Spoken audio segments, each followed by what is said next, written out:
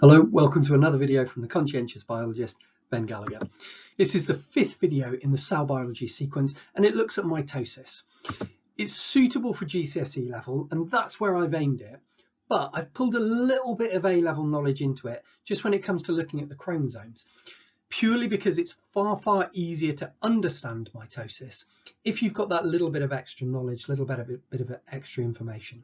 So it is a bit beyond GCSE level, but just because it will help you to have a better grasp and better understanding of it. If you are at A level, it's a really good review of the process. So do have a watch of it as well. As always, if you haven't subscribed to my channel already, please do so. Otherwise, enjoy the video. Thanks. So let's start off by asking the question of what is mitosis? And put very simply, it's just normal cell division. It's the type of cell division that happens all over your body.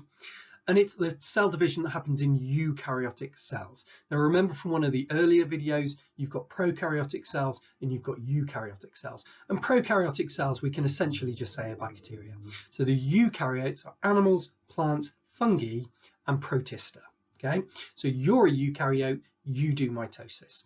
Prokaryotes do something called binary fission, which we're not going to worry about.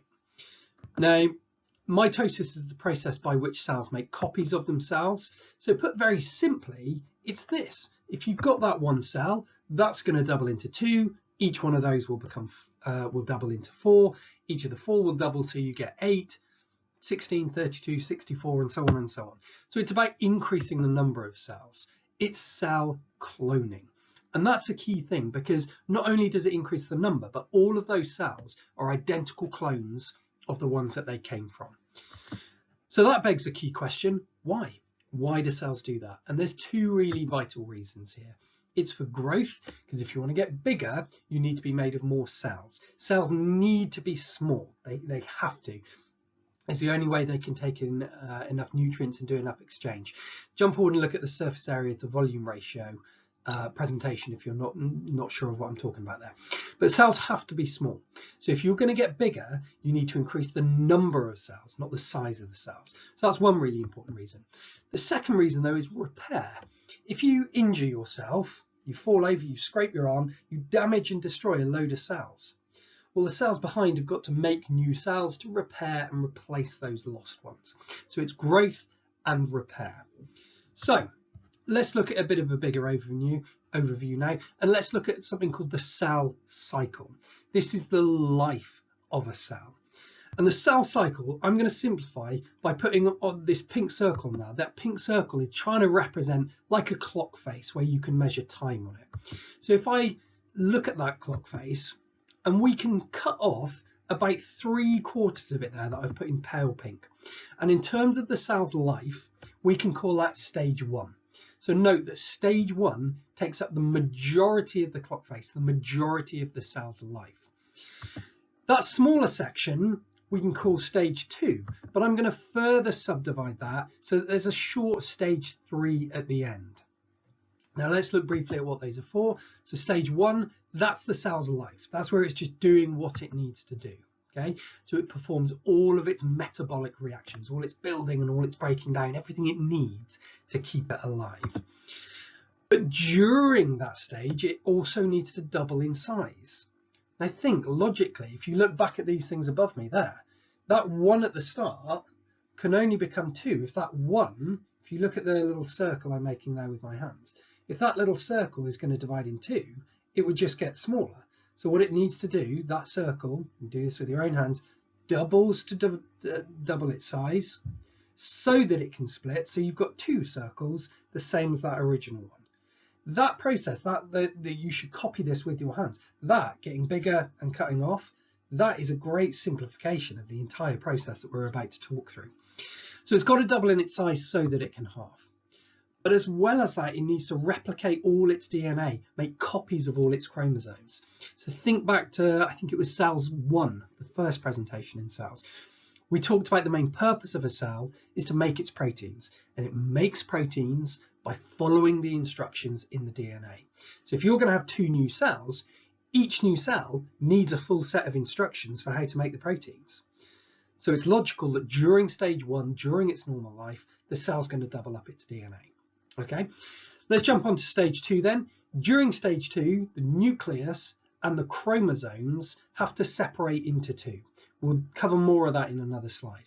Stage 3 then is just where the cell divides, literally that final pinching and separating phase. Okay, but stage 2 and stage 3 together are what make up mitosis. So that's what we're going to put most of our focus on, but we will start with stage 1. So what I'm going to do, if we pull up here just an ordinary cell at the start there, but what we'll do, we'll add the nucleus into that just for clarity. So all we've got on there is the membrane, the cytoplasm, and the nucleus. I'm not going to add any more detail at this point. We'll build the detail as we go along. Okay, so in stage 1, we've already said the key thing that it needs to do is grow, because if it can double in size, that can then half again to make 2 cells. And if you look at the 2 cells above my head, they're exactly the same size as the one that it started with. So by starting off there, doubling into the middle, you can then half again to make cells that are identical to the one that you started with. So the process is very logical. And then of course, each one of these cells can just go back and do the process again. So it's a continual cycle. Let's just get rid of those end bits though, so we can focus on stage 1. So growth is the major thing. But we also said it's about replication of DNA. So I put that structure in the nucleus over there. Hopefully you should recognize that from previous lectures. That's a chromosome. And remember, chromosomes are built of DNA. So that's a chromosome of DNA. But there's some really important things that I need to add to this now, some key understanding. If I put in a few more chromosomes to that cell, so we'll just arbitrarily, I'm saying we'll put 4 chromosomes in there, and that's the number we'll stick with. So remember that we're focusing on cells that have 4 chromosomes. But the chromosomes I've put in that cell over there look like that. If I've enlarged that one down beneath it there, we call those single chromosomes, because look at it, it's a single line, it's a single piece. So it's logical that we call it a single chromosome. Now we've said that in stage 1, the DNA has to be copied, it has to multiply. Now it does that by taking its single chromosome and adding an identical copy of it. The process by which it does that is quite complex, and you'll look at that at A level. Let's not worry about it now. But you take that single chromosome and essentially you turn the single into 2 copies of that single chromosome. Now because they're joined together and it's one unit, it's still a chromosome, because a chromosome is a thing that you could pick up. And because they're joined, it's a chromosome. But because it's now essentially made of 2, we call it a double chromosome. Some people find that confusing because you'd go, well, that's just 2 single chromosomes joined together. And that's exactly correct, but we call that a double chromosome. Okay, so if we can now put those into the nucleus of the second cell, you can see the difference. So the nucleus on the first cell had 4 single chromosomes, but now because each single chromosome has made itself an identical copy and held onto it, the 4 single chromosomes have become 4 double chromosomes. So you've doubled the quantity of DNA. Okay, hopefully that makes sense, but let's just add a couple of bits here. So by the end of stage 1, cells are twice as big, so they can halve, and they have double the quantity of DNA. So they're ready to divide now. Everything in stage 1 has set them up for division. But don't forget, they did all that whilst also performing everything else they're supposed to do. Remember, this cell still has a function within the body. So throughout stage 1, it's performing its function, but it's also growing, doubling in size, and it's also copying its DNA, doing those things in the background while it's doing everything else that it needs to do. So stage 2 is probably the most complex of the stages. There's a lot going on here. Now I'm going to explain this in slightly more detail than you absolutely need at GCSE, but it will really help you to understand it. So please do stick with it. What we'll do to start off with though, I'll put up a cell there that's exactly the same as the cell that we ended up with at the end of stage 1. It's twice the size of a normal cell. It's got double chromosomes instead of single chromosomes. I'm going to leave that on there and add the next cell, which will be a copy of it, just so you've got the continuation of process. But what happens straight away at stage 2 is the nucleus disappears. The membrane literally disintegrates. Now look at the double chromosomes now. They're not contained anymore. So they're going to float off into the cytoplasm. That allows them to freely move around. But it allows for the next really important thing to happen. Each one of the chromosomes is pulled from its middle, is pulled in both directions to opposite ends of the cell. Now think about what that's going to do to that double chromosome. If the double chromosome's made of the two singles, and if it's being pulled that way and that way, then the two singles are going to be snapped apart. Now remember, those two single chromosomes are identical copies of each other. So when you break them and pull them to either end, you're putting one copy up there and one copy down there. You're literally separating the instructions out. Now, if that happens to every single double chromosome, you're going to end up pulling the identical copies of every chromosome to opposite ends. So you're going to get something that looks like this. You're going to get a group of chromosomes at the top of the cell, group of chromosomes at the bottom of the cell, but those two groups are identical to each other because it's one single from each of the double chromosomes. Once they've been pulled to opposite ends, and don't worry about how they're pulled to opposite ends, that is a real A-level concept. Just for the time being, understand they're pulled to opposite ends, and once they're there, they get repackaged into a new nucleus to get them protected again straight away. Because remember, the purpose of the nucleus is to package up and protect those chromosomes. Because if the chromosomes get damaged, the ribosomes aren't going to be able to read the genetic instructions to build you your proteins, and proteins do everything. Okay, so let's put a couple of summary points of this for stage 2. The nucleus breaks down and the double chromosomes are released. That's what we saw in the middle cell. The one on the far side, remember, is just the end of stage 1. So in that middle cell, the nucleus is gone, the double chromosomes are released. Each double chromosome is then pulled apart back into single chromosomes, and they're identical, and they're pulled to opposite ends. Once they're at those opposite ends, each identical set is repackaged into a nucleus. And look at the two nuclei above me. They're identical. They've both got 4 single chromosomes. The 4 single chromosomes in each are identical to each other, and each nucleus is identical to the nucleus that was in the original cell at the start of stage 1. Okay, you might want to take a screenshot of this just so you've got stage 2 recorded.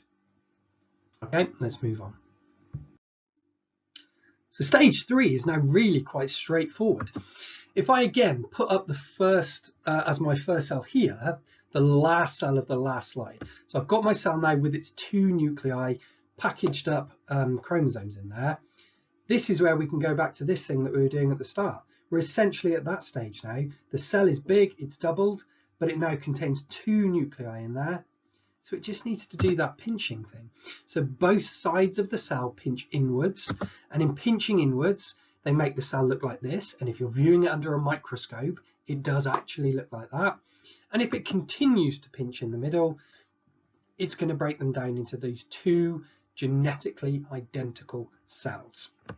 Those 2 cells, look, are exactly the same as the original cells that we had. So we've made exactly identical copies of the original cell. So stage 3 is very, very straightforward. Okay, we're going to put it all together now, so don't worry too much about taking a screenshot of that one, because if we put everything that we've just talked about together, we've got this. Okay, so we started off here with that small cell containing our 4 single chromosomes that did growth and DNA replication. But of course, at the same time, it was doing all its normal metabolism and its own life processes. It was living its own life. And that was stage 1. Stage 1 takes up the majority of the time of the cell. Remember, in our original diagram, that kind of clock face, it was about 3/4 of the cell's life. That varies from cell to cell, but it's a good kind of standard to base your timings on. We move from there then into stage 2. And stage 2 was where the nucleus and chromosomes divide. Okay, so that's where the double chromosomes are released into the cytoplasm and split back into their identical singles, and the 2 sets are pulled to opposite ends of the cell, and a new nucleus forms around each of the 2 identical sets of chromosomes. Okay, so by the end of stage 2, you've got that cell just there, the 2 nuclei, 4 sets of chromosomes in each one. That then jumps us onto the final stage, stage 3, which is true cell division, where the cell pinches in the middle and divides in 2. Okay, so what you've got here is a really full diagram of the entire life cycle of the cell. But please remember the mitosis, sorry, key point just on the bottom there, each new cell has a nucleus that contains a full set of DNA. That means it can make all of its proteins. But just remember, stage 2 and stage 3 together are what make up mitosis. But this diagram is slightly misleading in that I've shown a huge amount of the diagram as mitosis. Remember that stage 1 is actually the longest stage. But there's more going on in mitosis that I'm showing here. That's why it's bigger on my diagram. This is probably the most important slide for you to screenshot because this has got all of the key information and the entire process. So take a screenshot of this one. Okay. But let's just slightly put a tiny bit more detail on that. Then we'll do a really brief summary and that's the thing done. Okay. So mitosis, it just keeps on going. So if I now take that diagram from that last slide and shrink it down much smaller, we started with 1, and after 1 round of mitosis, it became 2. But each one of those cells will now do mitosis and become 4. Each one of those will now do mitosis. So now we end up with 8 cells. And that's just going to keep going and keep going and keep going. Now, if you do the maths on that, 1 became 2, became 4, 8, 16, 32, 64, and so on. That's up to 1024, and that's only 10 divisions. You can count the little numbers of dashes in that line that I've got over there. Within 10 divisions, you've gone from 1 cell to 1024. And if you want to do the maths, you can check this. But another 10 divisions after that takes it over 1 million. Because think you're doubling at each generation. To be exact, after 20 whole divisions, so the first 10 and then another 10, you end up with 1,048,576 cells after just 20 rounds of mitosis. Of course, that depends on none of the cells dying along the way, and depending on where the cell was in the overall process would be how much it would impact that. So if you imagine after 1 division where you've only got 2 cells, well, if one of those dies, then half of the cells that would end up after 20 divisions just won't be there. So you'd only have half the amount. If it was one of the 8 cells above my head, and it's 1/8 of the number wouldn't be there in the end. But if all cells stay alive, you can get from 1 to 1 million, over 1 million cells within 20 divisions. And some cells can divide every kind of half hour. So it wouldn't actually take that long, 10 hours to do those 20 divisions to get you from 1 to 1 million cells, less than a day. So you can see how growth can go really, really quick, which is what's seen in a developing embryo as it's turning into a baby inside the mother's uterus. So we've got really fast division there. And please, this slide only is to illustrate that the process just keeps going and keeps going. Let's jump onto a brief summary now.